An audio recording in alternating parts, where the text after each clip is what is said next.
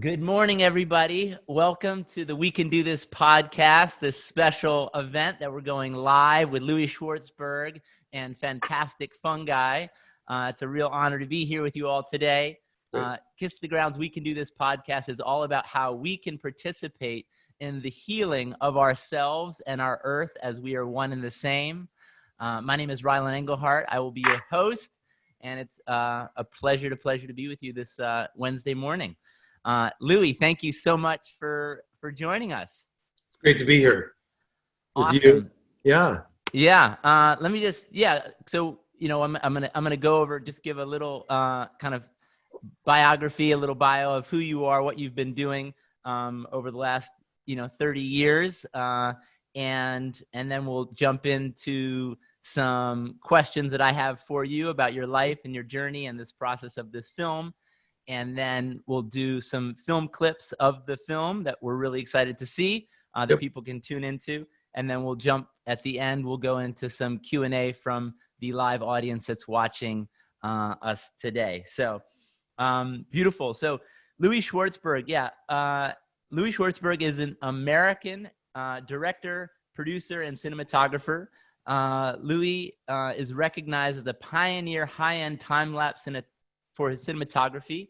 Schwartzberg is the only cinematographer in the world that has been shooting time-lapse photography 24 hours a day, 7 days a week, continuously for over 3 decades. Schwartzberg is a visual artist focused on the connections between humans and the subtleties of nature and the environment. Louie has appeared on Super Soul Sunday with Oprah Winfrey. He's done multiple TED Talks. He's been seen over 56 million times on YouTube between all the content he's created. He's directed 9 films that have, I've seen most of, and truly are some of the most extraordinary visual up-close capturing of the aliveness of nature. Some of those titles include Wings of Life, Moving Art, Mysteries of the Unseen World, and his most recent film, and the film that we're going to get to see some clips of today, Fantastic Fungi. Thank you, Louie. As I was studying the breadth of who you are and what you've done with your life, I was like, oh, this guy is amazing. This guy is literally you're truly an iconic, extraordinary, it's just unbelievable what you've done over the last 30 years. So I just want to, I just want to shower you with a huge acknowledgement. And I'm so inspired and blessed, and I'm present to that. I'm in the presence of a master in what you've done. So and just at a personal level, it's been amazing. We've run into each other at dinner parties, events all over the country. Right. For whatever reason, we seem to get off on the same exits on the highway and find ourselves. And then obviously we have a huge kinship around gratitude. My last 15 years have been running restaurants in the name and spirit of gratitude. Right. And much of what you communicate and talk about on your TED Talks and is interwoven in your content is really just wonder and gratitude. So we'll get into that in some of our questions. So yeah, again, thank you. Welcome Sure. to the We Can Do This podcast. It's great to be here with you, Ryland. I so appreciate all the great work that you do with elevating consciousness, getting people to eat healthy food, understanding the value of soil, basically understanding what makes the world go round, life itself. I love the fact that you do the deep dive and that you're a big thinker in that way. Beautiful. Thank you so much. It's an honor to walk beside you in this journey. So one of the ways that I've been exploring opening up this podcast is really looking at what were some moments early in our life that really shaped our relationship to nature, to oneness, to interconnection. And I just wanted to hear from you kind of what was one of your first and most memorable moments really connecting with nature, with the earth. And I think you grew up in New York City, correct? I did. I grew up in Brooklyn.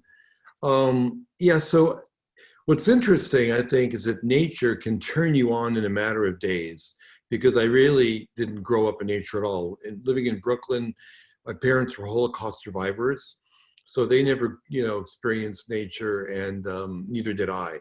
But gosh, I think my earliest experiences, I do remember this. I would like race popsicle sticks down the gutter.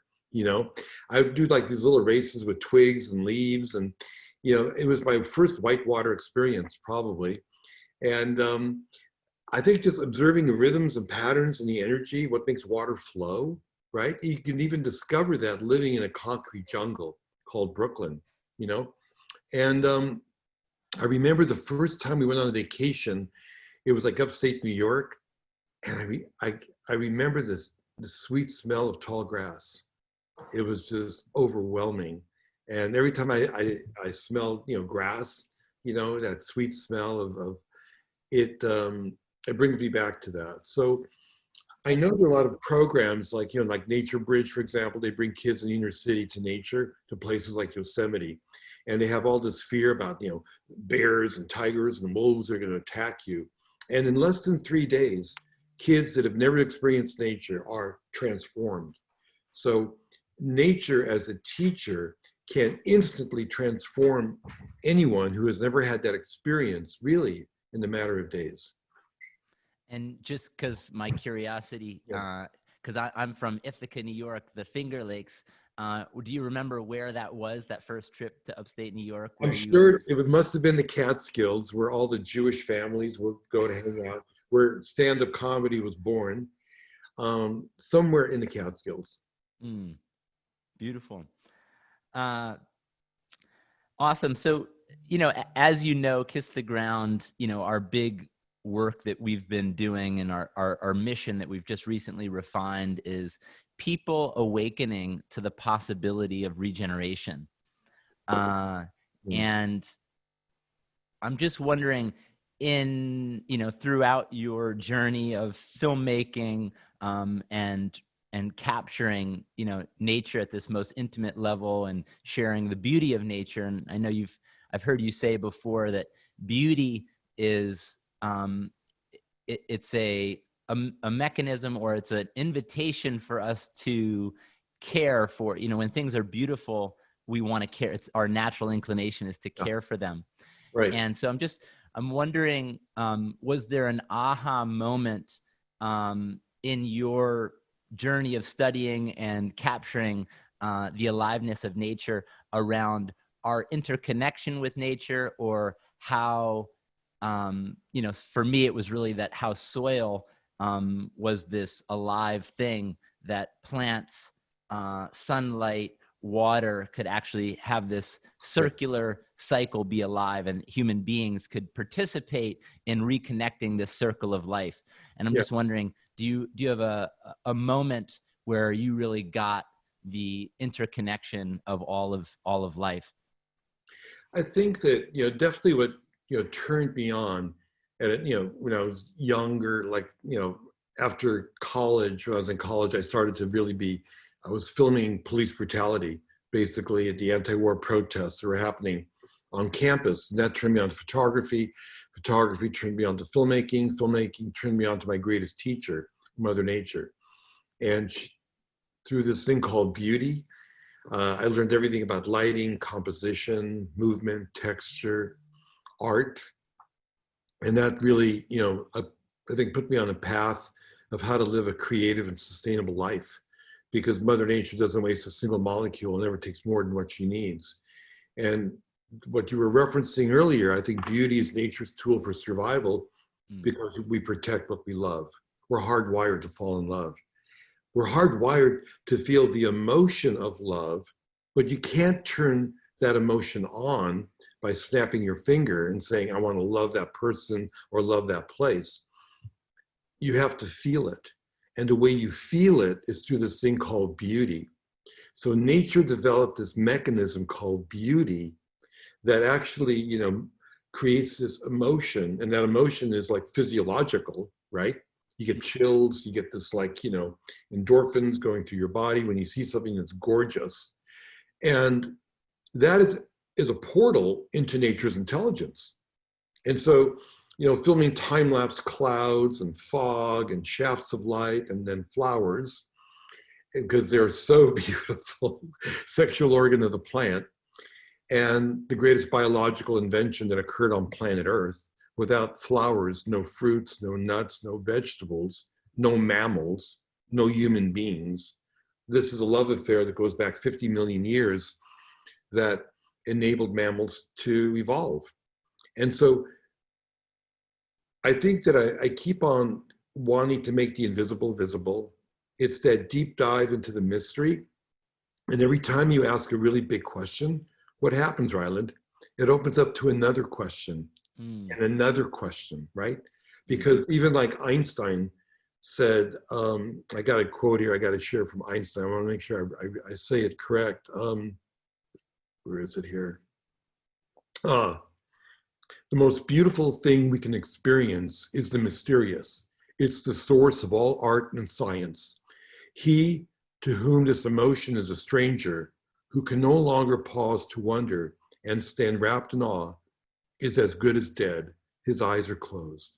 So, diving into the mystery, what makes the world go round? What is life? So the flowers turn me on to pollinators, this interaction between the animal world and the plant world that literally makes the world go round, that gives us our food, because plants don't have legs to find a cute mate. So they have to depend on these love messengers to spread their pollen around. And the bees unknowingly are, providing that service because they're just looking to get pollen to feed their brood, to feed their young so that life can continue, regeneration, correct? Yes. And the flowers and the bees and the pollinators, led me to even the bigger question, which is if plants are critical for our survival. I mean, they're the only thing that can take solar energy and turn it into food and fuel and shelter, right? Chemical bonds. Yes. We can't take light energy and live off of it. They can. I've heard of some spiritual New Age people claiming, or maybe some Indian masters. I haven't seen it with my own eyes, but I have heard. There's a shortcut. Let's go right to the source and get the sunlight energy.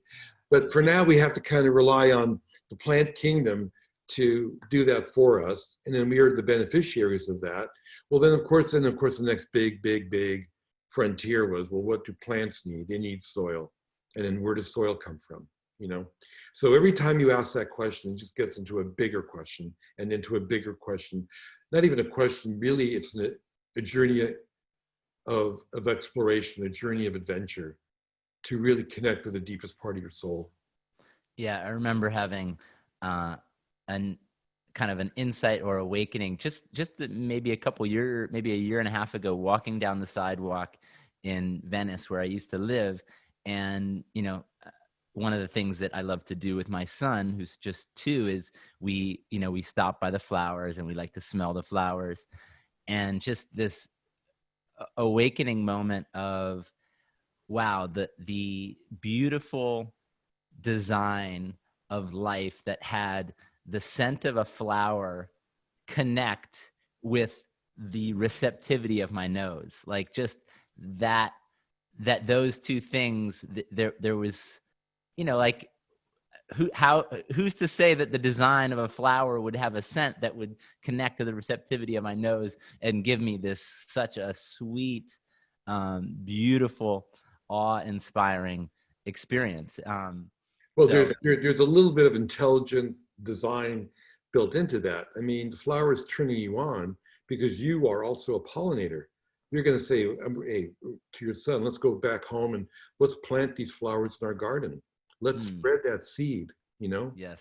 And so who's controlling who, Yes. The flowers. I want more of that being around me. I'm going to, and that's what nature does. They say with beauty is not this Madison Avenue thing. It's not Kim Kardashian. It's not all that Madison Avenue advertising bullshit. Beauty is nature's score that motivates you to do the right thing for DNA to move forward. Yes.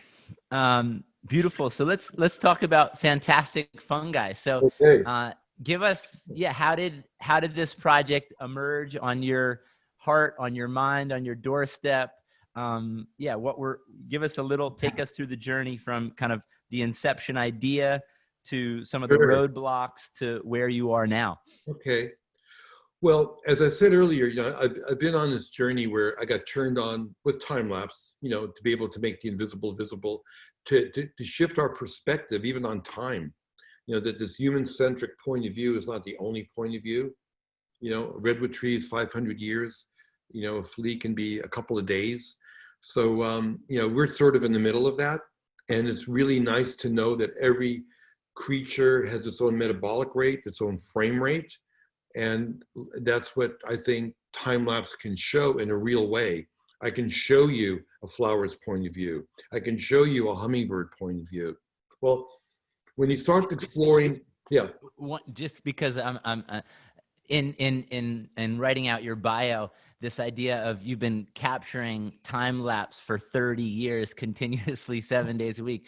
Just give us a couple sentences, Yeah. what that, where that is, what that Yeah. looks like. Yeah, sure. So the reality is, I have a studio set up. It's in my house now where I've got 2 cameras rolling constantly, 24 hours a day, 7 days a week, under grow lights in a controlled situation.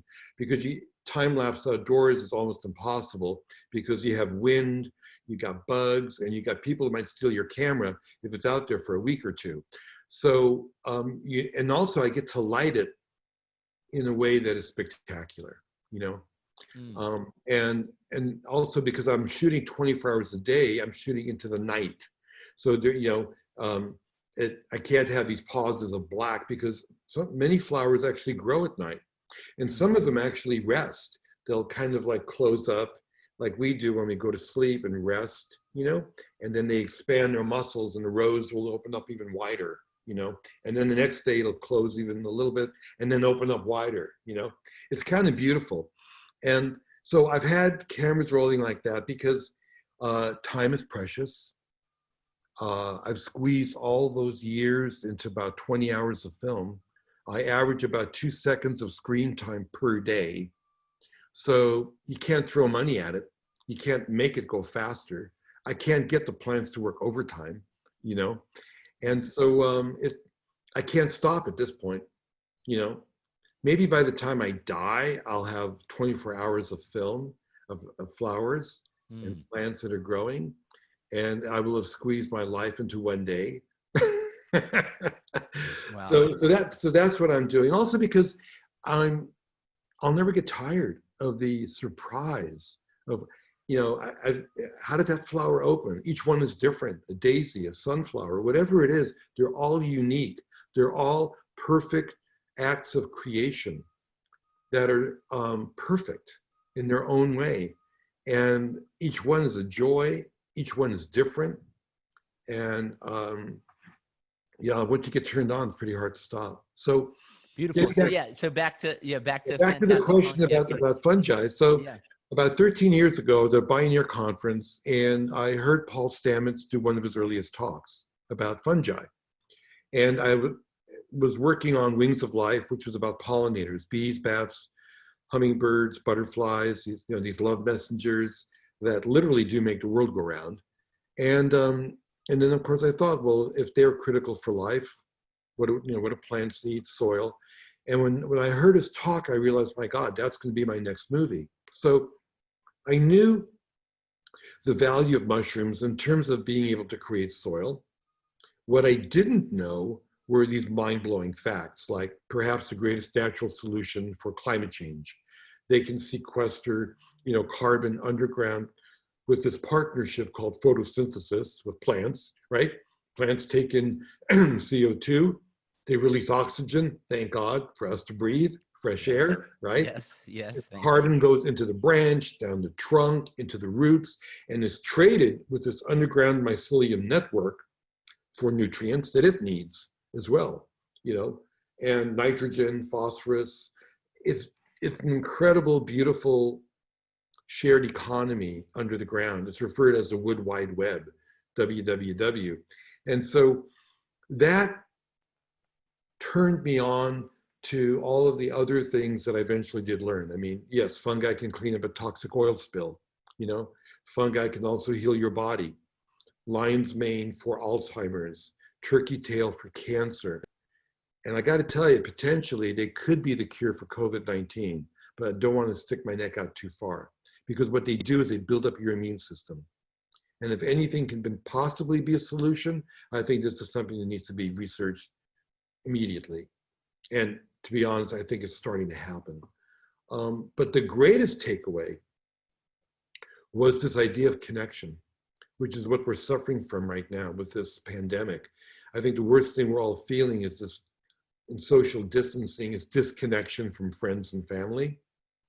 And the mycelium network under the ground that connects trees to one another, that enables a mother tree to take care of its baby, the idea of a shared economy under the ground where nutrients are shared without greed, so ecosystems flourish, is the blueprint. It's nature's operating instructions, I think, for how we come out of this pandemic.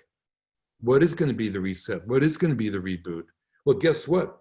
Boom, right under our feet is a model that we could follow, right? Live in harmony with nature, share nutrients, everybody benefits. Everybody benefits if we all are healthy, happy, and flourishing, right? We all score. So that's how the film eventually percolated and sporulated in my brain. And then eventually we finished the film, and we this movement that you're aware of, this movement about permaculture and psychedelics and foraging and all of it is an underground movement.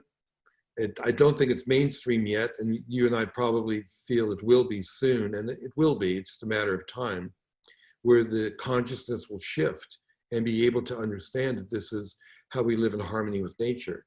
So in releasing the film, there really weren't very many opportunities for distributors that felt there was an audience for it, definitely in terms of theatrical.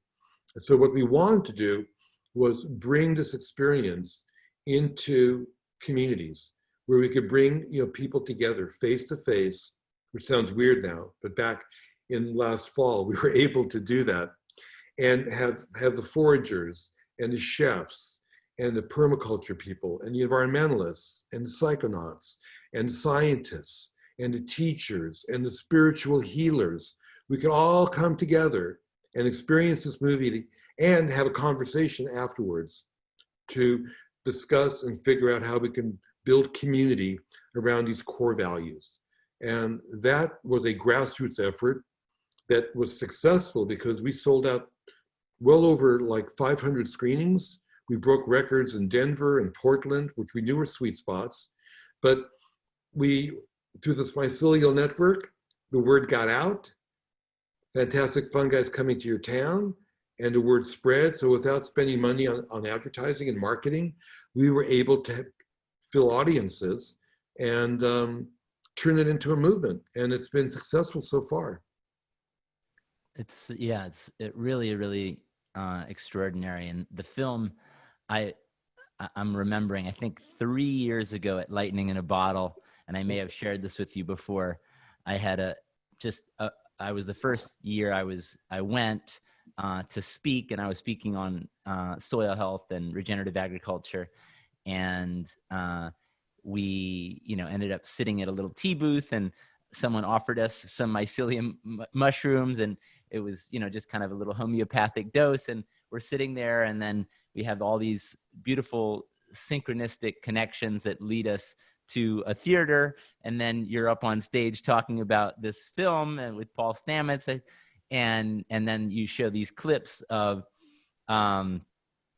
this film as I'm experiencing the mycelium internally. And one of the things that was just most memorable and sticks with me, and I'm actually not even sure if it made the final cut, but it was kind of the exploration and hypothesis around hunter-gatherers and how the expansion of consciousness took place as hunter and gatherers were following, herds of livestock. And as some may know, that on the the excrement, the poop of the bovines and the grass-eating animals, oftentimes in certain environments, the mushrooms will grow, Right. psilocybin and other psychedelic mushrooms, and that was actually part of the expansion of consciousness Yeah. coming out of in the evolutionary process. Yeah. And so, yeah, I'd love to Well, know kind of where those streams of consciousness and those thoughts and explorations and studies came from. well, no, it is in a movie. Okay, good. It's So called the Stone Ape Hypothesis. Terence McKenna was one of the first people to propose it. And, it's a hypothesis, but there really is no other explanation for the tripling of the human brain in less than like 1 million years. That's remarkable, you know? And so when you think about what psychedelics can do, or magic mushrooms, I mean, the fact that there's a molecule that fits a receptor in the brain that can, open up pathways that don't normally get activated. And what that did was it improved language skills, it improved the ability to make tools, the ability to communicate. Um, it took this real estate called the brain and just expanded it with software, right? This hardware got this software explosion of abilities that people feel is like the missing link between, primates and the Homo sapien species. And there is no other theory, and it's certainly it's a wonderful hypothesis to ponder on, and certainly a great sequence in the movie. it's incredible. It's incredible. I see you have a little magic mushroom around your neck. I do. And yeah, I'd just love to know, your exploration with psilocybin psychedelics and how they have been a teacher for you in your philosophy and in your spirituality and Sure. how you live your life. Yeah. So definitely it influenced my life. I think my first journey was probably in college, as most young people, have had, that type of a similar experience. I mean, for me, it was never a recreational experience. Only did it several times because, like, there's that great line from, like, once you get it, hang up. Once you get the message, hang up. Mm-hmm. I think that, when I had my first sort of sacred medicine experience, I could see that everything was made of energy and that life is change. And once you understand that point of view, I think your life forever has changed. I looked at nature in a way where everything was recycled, energy, everything is transforming one thing into another. You realize that we're all connected.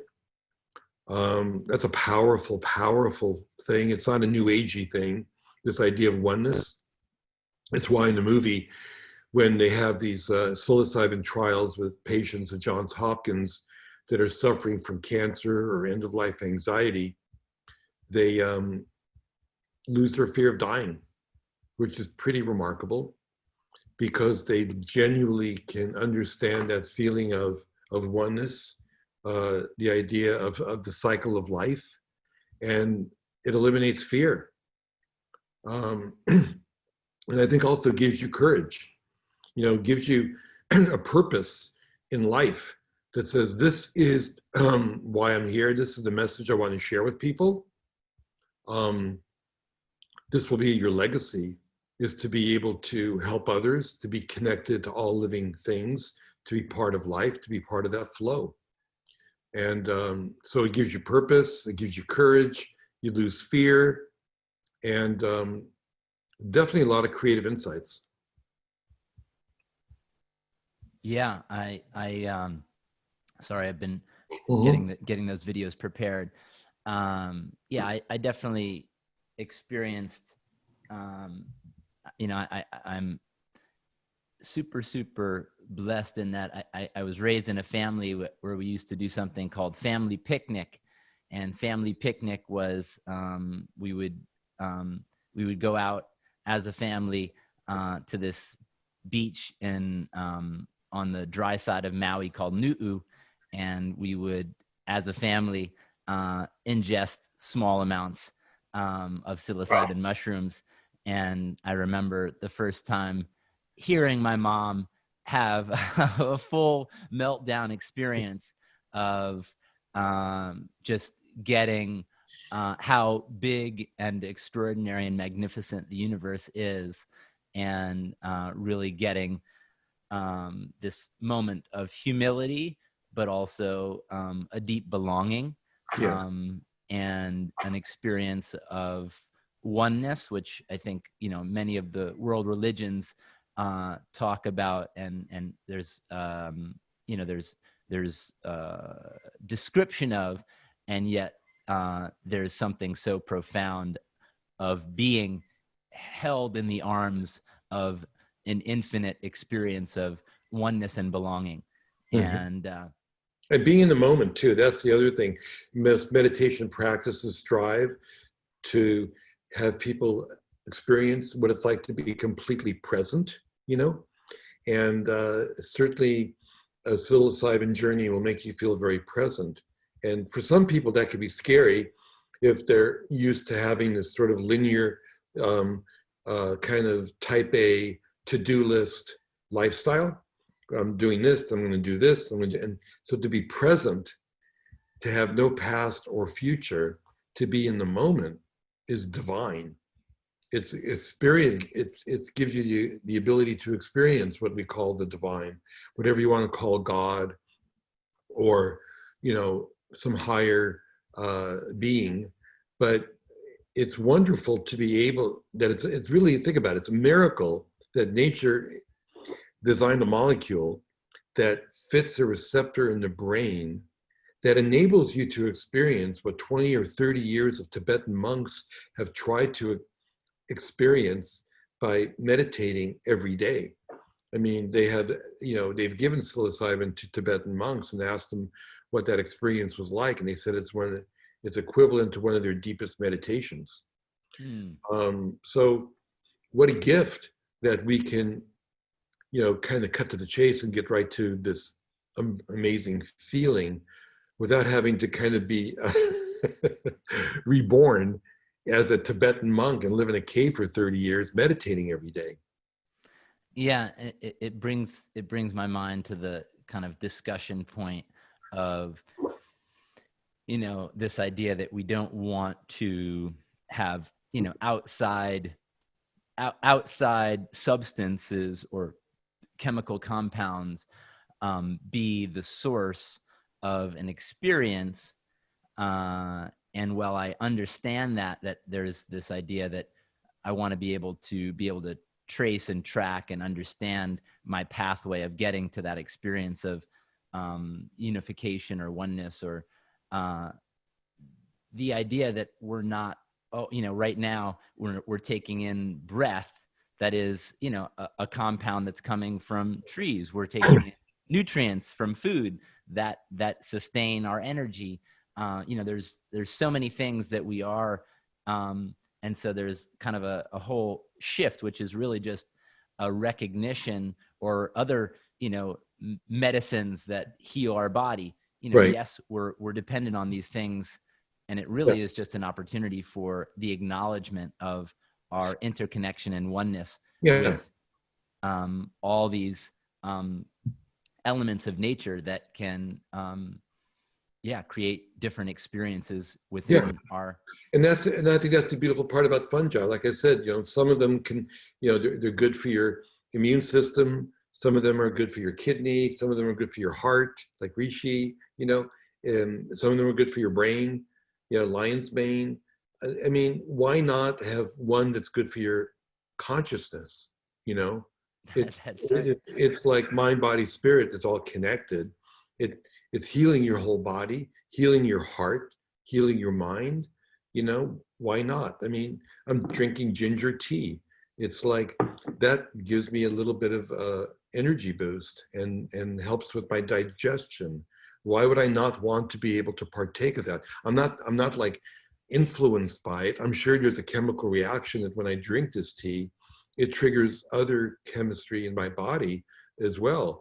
So why not benefit from that kind of chain reaction? The same thing with psilocybin. It helps release some, serotonin and other endorphins throughout the body, stuff that's already in your body, So it isn't like, oh, I'm being drugged. And the other important part of psilocybin is that it calms the default mode network. The default mode network is a part of the brain that is like the COO, the controller, the ego. When that gets quieted, which is what happens when you meditate as well, parts of the brain start talking to each other. Music becomes visual, and visual becomes music. There are pathways that are opened up that aren't normally done. So when they've done MRI studies, they assumed that the imagery would be accentuated if somebody was on psilocybin. The opposite is true. What you see is a quieting of the brain, and parts of the brain that are being activated that are usually aren't activated. So you're not on a drug. You're just like opening up different pathways and networks that don't normally speak to each other, and it's sort of a little bit of a lubricant in the synapses of the brain where data and information can flow where normally there is blockage. Beautiful. So I'm going to start with this one. Let's see. And we're going to share my screen and my audio. My mission is to discover the language of nature, and I believe nature is intelligent. There is a world under the earth, full of magic and mystery. It holds the consciousness of nature's connection to all living things.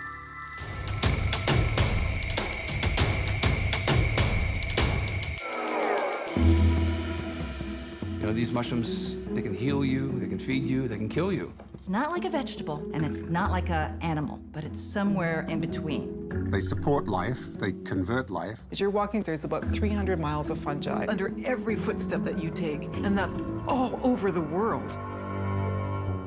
The bulk of the organism is growing underground, and it's composed of these long threads called a mycelium. Almost everyone knows about the computer internet. The mycelium shares the same network design. It's amazing what we don't know about mushrooms. They really are a frontier of knowledge. You can filter water. You can create medicinal compounds almost on demand. They have incredible capacity to make things change very quickly. So I am super hopeful. The psychedelic members of the mushroom kingdom are fascinating. I have been a guide for around 350 psilocybin sessions. The most glorious part was that it made me feel more comfortable with living because you're not afraid of dying. We need to have a paradigm shift in our consciousness. What will it take to achieve that? We can heal the planet. We can build the future. And our world is fantastic.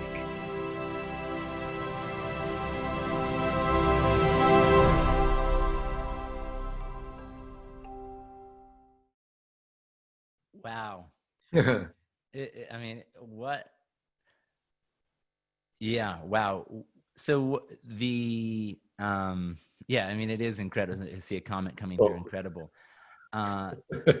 Yeah, who designed all the, I don't know what you even call that, the kind of, the mycelium network. I mean, the animation. Well, okay, so I can't shoot underground because there's no light. Also because it's microscopic.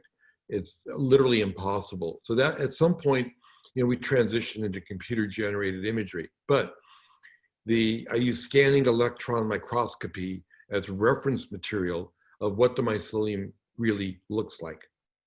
And then with that as a guide, then we animate the motion of the mycelium network moving. So it's as realistic as can be in terms of showing the process. And that process is amazing.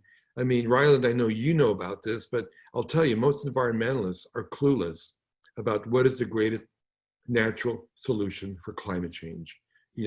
Climate change is like the most important thing we've been talking about short of the pandemic, as of like a couple of months ago, as the biggest existential threat to mankind, right? But here it is. All these plants and trees can take CO2 out of the atmosphere, sequester it underground, which is what they do naturally, and it can stay there for thousands and thousands of years. Carbon is not a bad thing, right? It's not evil. It's a building block of life and of nature. What we've done is we've taken the carbon below the ground, we've burned it, we've dumped it up into the atmosphere, and we've created a giant imbalance. But the way to clean the atmosphere is to let plants and trees do their thing. And we can accelerate that process. We can accelerate that by conscious, agriculture, not industrial farming, permaculture, no-till farming, right? Don't use pesticides. Don't kill the regenerative agriculture. Yeah, that's definitely regenerative agriculture. Don't break up this love affair between the mycelium and the roots by putting in, fossil fuel fertilizer. Or when that fossil fuel fertilizer is gone, where's the mycelium that I needed as a partner? It's almost like shooting up with heroin. You get addicted to the heroin. When the heroin's gone, you're in trouble. We need to facilitate the natural, harmonious engine that can clean the atmosphere. And I've heard studies that said that if we stopped polluting tomorrow, hypothetically, we could clean the atmosphere in 5 years by letting nature do its thing. Wow. I mean, I've heard, a lot of different studies on time frame, but, I think one thing that we can get our heads wrapped around because it's so present is that, there was all this video content of sharing nature regenerate and come back during industry being shut down because of COVID. Yeah. And so, yeah, I think there was definitely an awakening of that possibility of how, one, to stop the conscious destruction, but then, even, the greater and more exciting call to action is how do we participate in the reconstruction or the regeneration or the active healing process based on where we put our attention, our efforts, our energy to really bring biology, mycelium back to ecosystems that have been desertified or degenerated based on the destructive habits, patterns in industry. And look, in the last several months, I mean, you're right. I mean, we've seen, I live in LA. I've seen the freeways be more or less empty, a gift. We've had, less smog, and the quality of the air is fantastic. It's like, maybe this is Mother Nature's way of putting everything on pause for a moment so that we can reevaluate and reassess what we're doing. And the solutions are, I think, getting back to nature. We can all grow a little bit of our own food. We don't have to be so dependent on all this complicated infrastructure and grid. We don't have to get our tomatoes from Mexico. We don't have to have all this waste of carbon and energy when you can do several things that are easier to do and that put you in touch with nature. I mean, gardening makes you feel good, and their studies show that the molecules that come out of gardening actually get you high. It feels good. It feels good to teach your children. Where's your food come from? I mean, yeah, I just want to amplify what you're saying so much. So, over the last 15 years, running 6-7 restaurants in Los Angeles, hundreds of employees, all kinds of wins on that level. The joy of planting a garden with my son and being able to come and investigate the growth and see what kind of life is happening there at that garden and to pick some arugula and see him at 2 years old going arugula. And yeah, I mean, as far as just an experience of fulfillment, an experience of this matters. Oh, I feel alive. Oh, I feel it's amazing. You know, we put so much value on things that at the end of our lives, or even in the experience of day to day in our lives, do not bring fulfillment or joy. And how do we take some of our time back and start plugging it into ways that we can cultivate simple relationships with a connection to nature that has nature under our care get better and more biodiverse, and more life is happening based on our participation, and start seeing that as a microcosm that can inspire the macrocosm of how we design our civilization and our system thinking and our economies. So quite true. Look, I love what you've done, Ryland, and as a leader in that space. And one other aspect of what's happening right now is that we can't go out as much and travel and see exotic locations. One of the things I'm doing is I'm bringing my imagery into healthcare in the hospitals, because I do believe that looking at the rhythms and patterns of nature is a healing modality, that it's medicine.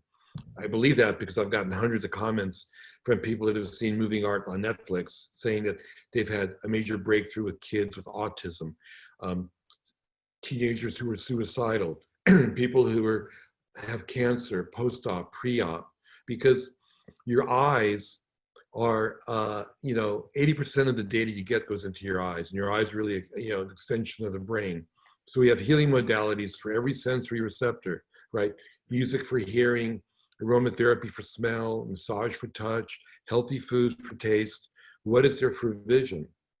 And when I capture these magic moments, whether in time lapse or slow-mo or micro or macro, that rhythm and pattern, I think, is a mirror to every cell in your body to stand up and rejoice and celebrate and go, yes, I am alive. I am with you. I get it. Yeah, I just got goosebumps and chills in hearing you speak from your truth in your heart. I got enlivened and awakened. We just have a few more minutes, so I'm just going to bring us to a couple more closing questions. One is, how can people engage? How can people set up screenings? How can people support the growth of your movement, sharing your film? So yeah, just love to hear that. And then I have one final question beyond that. Yeah, I think they can go to fantasticfungi.com and find out about events and some of the webinars we've done. I mean, I think so far we've got 30 million impressions where we are holding virtual screenings. I think by July, we hopefully will maybe launch on a platform like, Apple TV, and it'll be easier for people to, I guess, get it where they don't have to, click through too many times. But right now it's been enormously successful with people downloading and streaming off of fantasticfungi.com. And also we have these like 7 pillars where people can learn more about the world of fungi, either as chefs and foragers, environmentalists, solutions, spiritual people. It all overlaps. You can't be into one area and not be into all of it, because I think that's the shift of consciousness that's happening right now. And I think Mother Nature, even with the pandemic, is getting us to stop, slow down, and think about what we're doing. We are becoming more community-based. We're learning how to be more self-reliant, how to be resilient, right? It's almost like, back to nature is the way to go. It's the answer, Let's face it. We don't want to have to get back on the freeway and rush to a job, to sit in front of a screen, to do your work, to get a paycheck, to go to the supermarket, to buy a tomato. It's a lot of wasted energy. So we can find ways to simplify it. I'm not saying throw all that away. All I'm saying is we can reinvent ourselves. And I think this is the time to do that. So that's where people can find Fantastic Fungi, and also on movingart.com.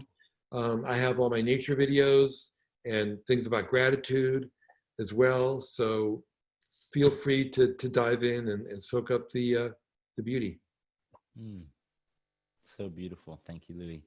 Kind of our signature question for the podcast, as you know, the spirit of Kiss the Ground and what we intend to bring, as I said earlier, awakening people, or people awakening to the possibility of regeneration, and seeing a new pathway forward. And really that this podcast serves as a place for individuals, luminaries, thought leaders, emerging leaders to really share from their hearts solutions, ways forward. And so, you know, in the spirit of we can do this, Louie, how can we do this? Oh, good question. I would say start your day when you wake up in the morning, go outside in your backyard, wherever you need to be, and look at a flower, you know, relish the beauty of that creation, and start your day by soaking up the rhythm and pattern and color. I mean, that's what I do. And I think that's how you can align yourself. And when you do that, it makes you present. And when you become present, you become grateful. You become grateful when you observe that little bee land on that flower, knowing that that's how we get our food supply, the healthy food we need to eat. And that, you know, engenders appreciation for nature and for beauty. It's a beautiful cycle. So the beauty turns you on to being grateful, and gratitude brings you back to beauty. And it's a beautiful, you know, kind of full, you know, self-fulfilling energy cycle that can start your day, I think, in the right way. And it's something that anybody can do, everybody can do, no matter where you are. Yeah, I just reflect on, you know, where we are in the world, and, you know, what's happening around equality, inclusion, the Black Lives Matter movement. And yeah, I'm just present to when we're present and grateful. You know, we have the ability to listen. We have the ability to learn. We have the ability to not be in reaction. We have the, you know, we are listening through the lens of love and openness. And so, yeah, just thank you for that. And, you know, I'm present to, when I'm being love, when I'm connected to love and gratitude, you know, there's an ability to heal. And I know that there's, you know, many layers of the healing process from trauma. But I appreciate, you know, that which you've shared today. And as we do at the end of these podcasts, I just want to thank everybody for participating, for listening with an open heart and open mind. And I'm going to share one question that Tracy put up from the audience. And again, thank you for all your questions that have come in. And let's see. Tracy. Okay. Will you also?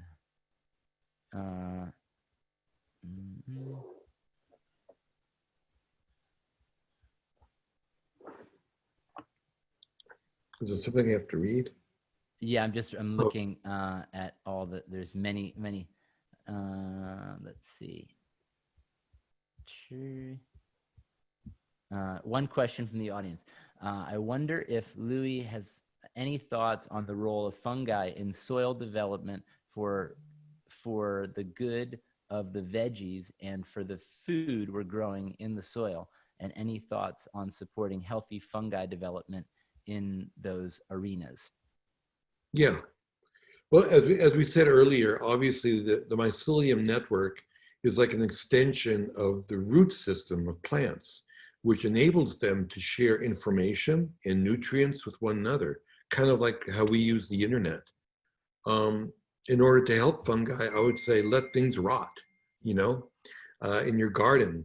Don't rake up all those leaves. It's fine. Just let them stay on the ground to decompose. Create that environment where composting happens naturally. You can obviously add compost to your garden. Fungi love to break down matter, which is a recycling of nature. That's the food that they need to eat. So I think it's pretty simple. Let things rot and add some compost to your garden. Yeah, I would just say, one last thing is, making the easy connection to our human health, and that fungi have a relationship to soil and plants in the way that the microbiome and all the biology in our gut work, and that our body or our stomach, we don't have the ability to uptake all the nutrients from just a slurry of chewed up food in the sac of our stomach, but actually it depends on all these different microorganisms, including some fungi, that actually allow for the breakdown and the receptivity and the receiving of the nutrients that come from our food. So in the soil, the fungi really become the conduits and the deal brokers for they're the ones hustling nutrients from the geology, and they make it plant rich and accessible and digestible by the plants, by the transference of those fungi. They actually make the plants be able to uptake and receive those nutrients from the soil. What was the last thing you said? I didn't catch it. No, I was just saying that they also serve as an early warning system from one plant to another. If one plant's being attacked by a pest, by insects, whatever, it can tell the other plant to beef up its immunity. Yes. Beautiful. So thanks everyone for joining us today. Thank you, Louie, for being a friend, ally, and an extraordinary artist, creator. And I look forward to continuing to work together. And one thought that I had is I just moved to a farm in Fillmore, California, a regenerative organic farm. And I'd love to do an outdoor screening of Fantastic Fungi out here in kind of a standing in the field on picnic blankets experience for our LA residents. So we'll talk more about that. But again, thank you so much, and have a really wonderful, wonderful day.